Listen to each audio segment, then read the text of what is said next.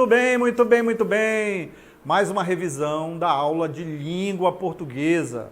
Sou o professor Mário, vamos falar hoje sobre estudos textuais. Muito bem, vamos falar sobre poema, vamos falar sobre fábula. Muito bem.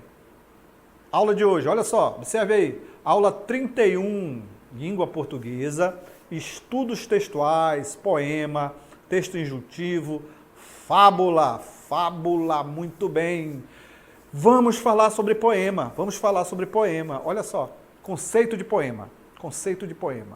Muito bem, gênero literário caracterizado por se estruturar em versos que se organizam em estrofes. Pode também apresentar rimas, utiliza uma linguagem carregada de múltiplos significados, alguns aspectos característicos do gênero poema que nós vamos apresentar agora. Mas só um pouquinho, olha só, guarda aí, olha só. Vamos entender aqui esse conceito. Então, gênero literário, caracterizado por se estruturar em versos. Aquelas linhas, né? Aquelas linhas, sei que você já sabe. Então, olha só. Em estrofes, que são grupos de linhas poéticas, podendo também apresentar as rimas. Pode apresentar rima, pode não apresentar rima. Então, o poema, ele pode ter algumas características de métrica, de rima, pode não ter métrica, pode não ter rima. Exatamente. Vamos ver alguns aspectos aí, ó, algumas características. Observe aí. Muito bem. Então, a linguagem predomina uma linguagem conotativa, com a possibilidade de interação entre diferentes linguagens. Então, o poeta, o artista, ele vai utilizar uma linguagem polissêmica das palavras, ou seja, utilizar os vários sentidos das palavras, né, os vários aspectos das palavras para poder ele poder elaborar uma mensagem que possa tocar a quem lê esses textos poéticos, a tocar a quem está lendo os poemas. Muito bem. Então, é uma das características do poema, ok? Muito bem. Vamos ver outros aspectos do poema. Olha só, observe aí. Retornando aí para as características. Muito bem. Então, falamos aí a respeito dessa linguagem conotativa, muito bem, com a interação entre diferentes linguagens. Ele vai utilizar também ênfase em elementos de sonoridade. Falei aqui sobre a rima, né? Falei sobre a rima. Você sabe o que é rima? Você conhece o rap? Conhece rap? Então, aquelas rimas, essa sonoridade é uma das características, né? A sonoridade ali da rima é uma das características. Professor, mas há poema sem rima? Sim, há sem métrica, né? Aí vai depender da escola literária ou do tipo de artista, do jeito que ele gosta de trabalhar, sempre trabalhando com palavras ali conotativas, polissêmicas, para conseguir, da melhor forma, passar a sua mensagem. Muito bem. Prosseguindo ainda com as características, olha só, observe aí. Muito bem, outras características, retornando para as características, olha só. Ele tem a intenção de produzir diferentes efeitos de sentido, olha só, por meio do texto escrito, expressar as emoções do eu lírico. Muito bem. Então, olha só, intenção de produzir efeitos de sentido. Muito bem. Através de quê? Das palavras, né, das polissemias, dos vários sentidos que as palavras trazem. Falamos aqui sobre o sentido conotativo também. Muito bem. Através desses textos escritos, através da emoção do eu lírico. Professor, me relembre o que é um eu lírico. Muito bem, olha só, observe aqui para mim. Eu lírico. Quando você lê um poema, pode ser aquele sentimento que você está lendo lá de uma mulher que está sofrendo de amor ou de um homem que está sofrendo de amor. Não necessariamente o poeta que escreveu aquilo, por exemplo, da emoção da mulher, que ela vai ser uma mulher. Pode ser um homem que está escrevendo aquele poema com o sentimento da mulher sofrendo de amor, mas aquela mulher, o eu lírico, o poeta que está escrevendo é outro. Então o eu lírico é esse sentimento que está no poema, tá? Então fica claro isso. O poeta é uma coisa, o escritor é uma coisa, o eu lírico é outro. Muito bem. Vamos agora observar um texto, um vídeo, e depois nós vamos falar um pouquinho aí sobre esse poema. Observe aí esse vídeo com a professora Dinanci. No ano 3000, os homens já vão ter se cansado das máquinas e as casas serão novamente românticas. O tempo vai ser usado sem pressa. Gerânios enfeitarão as janelas, amigos escreverão longas cartas, cientistas inventarão novamente o bonde, a charrete, pianos de cauda encherão as tardes de música e a terra flutuará no céu muito mais leve, muito mais leve. Muito bem, muito bem, muito bem. Vamos analisar o texto? Olha só. Então temos aí o texto da Rosiana Murray, que vamos analisar agora, olha só. Então o texto chama-se No Ano 3000. No Ano 3000. Muito bem. Diz assim, ó. No ano 3000, os homens já vão ter se cansado das máquinas e as casas serão novamente românticas. Então notem aí que o eu lírico, né? Não sabemos se é homem, se é mulher, está ali fazendo uma crítica, né, aos nossos tempos, com toda a tecnologia, que nesse ano, no ano 3000, em que ele fala que tudo vai ser diferente, ó, né? Já estão cansados das máquinas, o homem já vai estar cansado das máquinas, ele vai utilizar casas, as casas serão novamente românticas. Aí ele prossegue aqui, ó, o nosso eu lírico, o tempo vai ser usado sem pressa, gerânios enfeitarão as janelas, né? Então, fazendo uma crítica aí aos nossos tempos modernos, de trabalho, correria e tudo mais, tecnologia. Amigos escreverão longas cartas, cientistas inventarão novamente o bonde e a charrete. Então, notem aí que ele vai trazendo essa ideia, o eu lírico vai trazendo essa ideia do poema, sempre trabalhando aqui com cada verso, olha aí, cada linha desse, cada verso, né? Opa, aqui, cada verso. Então, temos cada verso aqui, utilizando... Deixa eu retornar aqui para ver a respeito da estrutura dele aqui, ó. Então, não tenho como ver, mas aqui temos essa estrofe, temos uma outra estrofe aqui com 3 versos, olha só, separado aqui. Muito bem, finalizando aqui o nosso poema. Então, deu para nós termos aí uma ideia do que é o nosso poema. Muito bem, então vamos falar um pouco agora sobre fábula. Vamos falar um pouco sobre fábula, olha só. Fábula, muito bem. Fábula, vamos falar sobre fábula. Olha só, a fábula ela é um texto, é um gênero textual que pertence a um tipo narrativo, olha só. Ou seja, possui elementos e momentos característicos de uma narração. Muito bem. Então vamos ver aqui, olha, a fábula é um gênero textual, que pertence ao tipo de texto narrativo. Possui elementos de momentos e características de uma narração, né? Ele vai ter personagens, ele vai ter tempo, ele vai ter espaço e tudo mais. O que mais que nós temos aí? Os personagens são, em geral, animais ou elementos da natureza que assumem comportamentos e características de seres humanos, representando tipos, tipo o esperto, o trapaceiro, o sagaz, inteligente, o paciente, o apressado e assim por diante. Muito bem.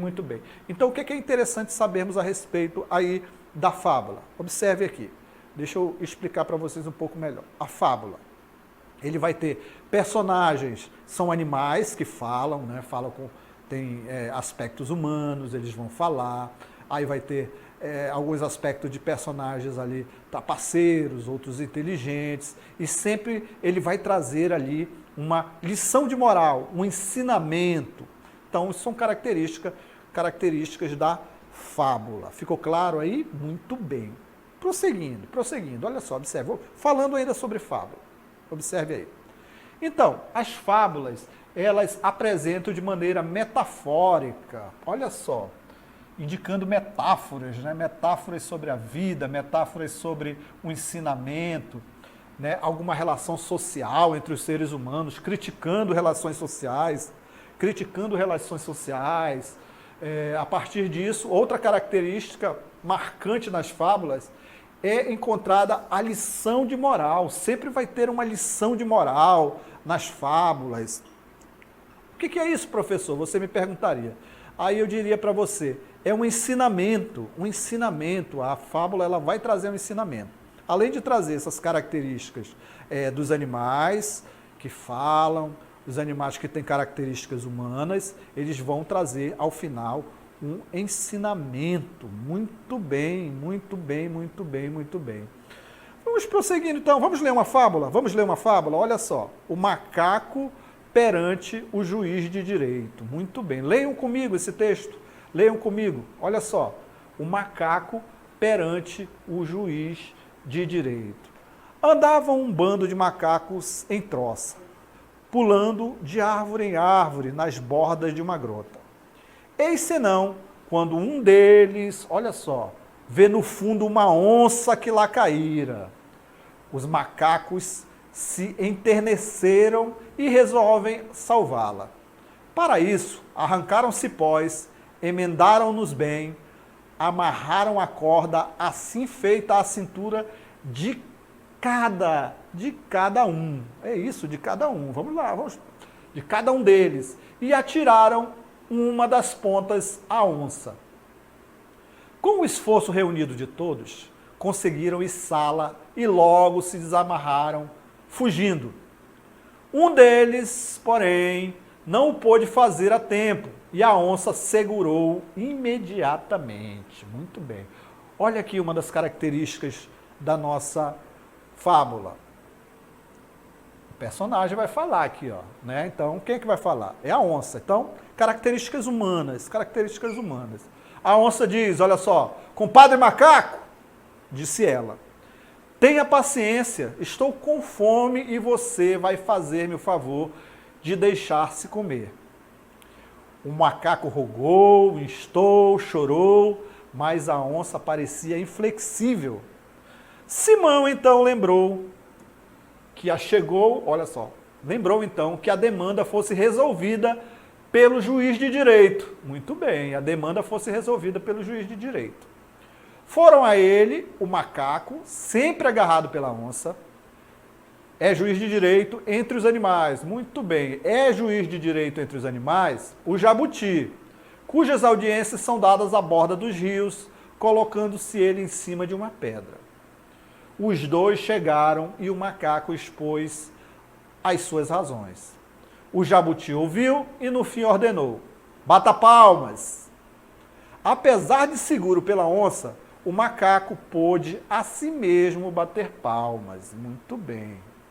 Chegou a vez da onça, que também expôs suas razões e motivos. Bata palmas. A onça não teve remédio senão largar o macaco, que escapou, e também o juiz atirando-se na água. Muito bem. Notaram características da fábula? Muito bem. Olha só. Então, temos aí características da fábula, características em que os animais têm características humanas, eles falam e tudo mais. Bacana? Vamos tratar de outro texto? Olha só, observe aí. Vamos falar sobre textos instrucionais ou injuntivos. Muito bem, olha só. O que são? Estão pautados na explicação e no método para a concretização de algo. Por isso, podemos dizer que tais textos têm por objetivo, olha só, importante, ensinar e orientar a realização de uma tarefa. A injunção pode ser considerada um tipo textual observável em diferentes gêneros textuais, como, por exemplo, olha só, alguns exemplos. Ensinar e orientar. O uso predominante vai ter características predominantes. Olha só, deixa eu retornar aqui. Exatamente, olha aqui, está aqui, ó, receitas culinárias, manuais, receitas médicas, bulas de remédios, alguns tipos de folhetos, tutoriais, o YouTube está cheio deles, muito bem, você sabe disso, ensinando as pessoas. Então são textos, deixa eu retornar aqui, injuntivos, vão te ensinar, vão te orientar em algo. Muito bem. Olha só, então características, uso do verbo imperativo, ordenação sequencial de ações. Muito bem, o que mais que nós temos aqui? Olha só. Olha aqui um texto injuntivo, olha só, uma receita. Uma receita é um texto injuntivo, está lhe orientando a fazer algo. Como você vai produzir essa pasta de atum? Uma lata de atum, um vidro pequeno de maionese, e aí vai prosseguindo. Aí ele vai indicar aqui o preparo, são 10 minutos, isso tudo é texto injuntivo, muito bem.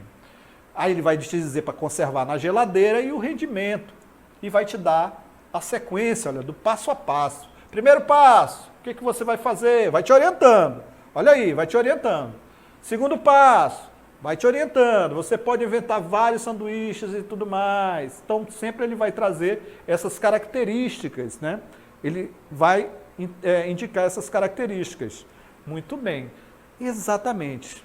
Entendeu como funciona os textos instrucionais? Muito bem. Mas agora nós vamos praticar, vamos para a nossa dinâmica local interativa. Observe aí.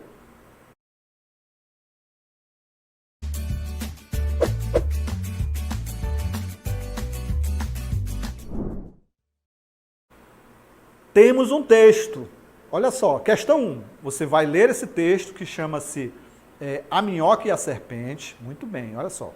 Vai ler esse texto, vai indicar o seguinte, ó, dos provérbios abaixo a seguir, assinale aquele que sintetiza a ideia principal do texto. As aparências enganam, é melhor prevenir do que remediar, quem tudo quer, tudo pode, tudo perde. Quem não deve, não teme. Vamos ler o texto antes de passarmos para a segunda questão? Vamos ler o texto? Vamos ler o texto sim, olha só. A minhoca e a serpente. Uma minhoca viu uma serpente que dormia à sombra de uma figueira, com inveja do seu tamanho, quis igualar-se a ela. Esticou-se tanto que terminou se despedaçando. Então você vai observar esse texto e vai responder. Agora nós vamos para a segunda questão, que diz o seguinte. Sobre as características do poema. Olha só, é correto afirmar que... Aí você vai observar aí e indicar quais as características do poema. Muito bem, muito bem, muito bem, que são as seguintes, olha só. Temos a primeira, a segunda, a terceira e vai indicar aí quais delas indica características do poema. Responda, daqui a pouquinho nós retornaremos com a resposta.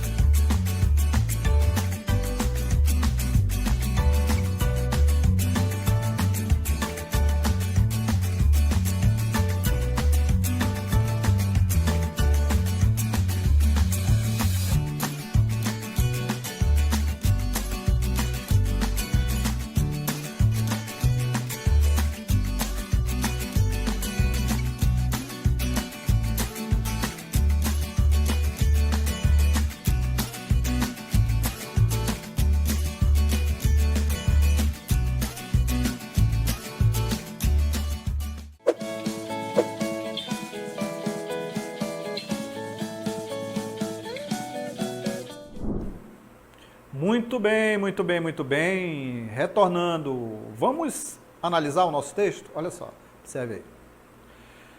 Muito bem, vamos lá no primeiro texto, no texto. Já deu a resposta? Não era para dar a resposta, o pessoal ia chutar. Eu vi que muita gente já estava chutando. Vamos lá, primeira resposta, questão. O texto da primeira questão, vamos lá. Primeira questão diz o seguinte... Aqui, olha só, a minhoca e a serpente. Muito bem. O que temos aqui? Olha só, presta atenção. Uma minhoca viu uma serpente que dormia à sombra de uma figueira. Olha só. Primeiro nós temos uma minhoca. E temos uma serpente bonitona. Olha só. Com inveja do seu tamanho, quis igualar-se a ela e esticou-se tanto que terminou se despedaçando. Então a minhoca... ela queria ficar do tamanho da serpente. Muito bem, ela quis ficar do mesmo tamanho. Ela esticou-se tanto que terminou morrendo, se despedaçando. Muito bem. Vamos analisar agora aqui a nossa questão. Diz assim, ó. Dos provérbios a seguir, assinale aquele que sintetiza a ideia principal do texto. As aparências enganam. Tem algo a ver isso aí? Não, né? Não tem nada a ver. Não tem nada a ver. Muito bem, então poderemos descartar. É melhor prevenir do que remediar? Também não, né? Não. Ela queria uma coisa e se deu mal, não é isso? Muito bem. Quem tudo quer, tudo perde. Exatamente. Se você respondeu a letra C, está correto. Quem tudo quer, tudo perde. Ela queria ficar do tamanho ali da serpente, acabou perdendo tudo e morrendo. Muito bem, muito bem, muito bem. Então, se você respondeu aí a letra C, está correto. Vamos aos comentários. Olha só o comentário que nós temos aí. Temos um comentário? Temos sim, da primeira questão, que diz o seguinte. Olha o comentário, diz o seguinte. Não, vamos ao comentário da primeira. Exatamente, o comentário diz assim, ó.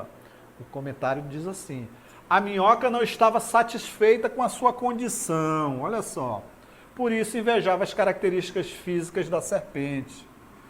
Em lugar de apreciar os próprios atributos, né?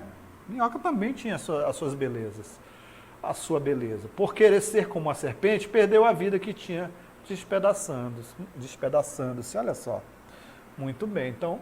alternativa C, exatamente. Agora nós vamos para a segunda questão. A segunda questão diz assim, ó. Segunda questão diz assim. Sobre as características do poema. As características do poema. É correto afirmar que, olha só, o texto é composto de versos que se agrupam em estrofes? Sim, falamos aqui, ó. Então, tá correto.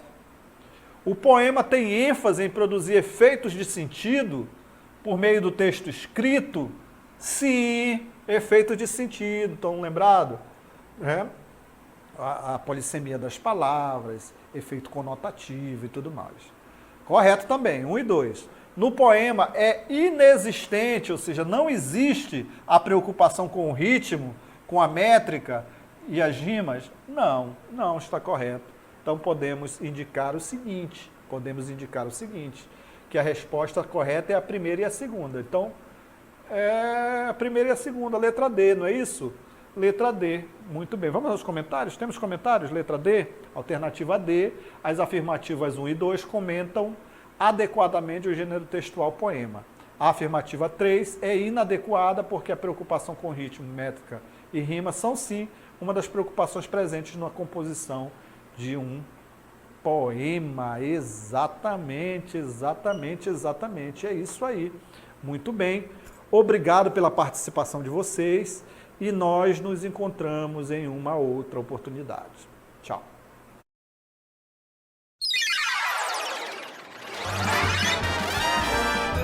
A sua aula continua no próximo vídeo.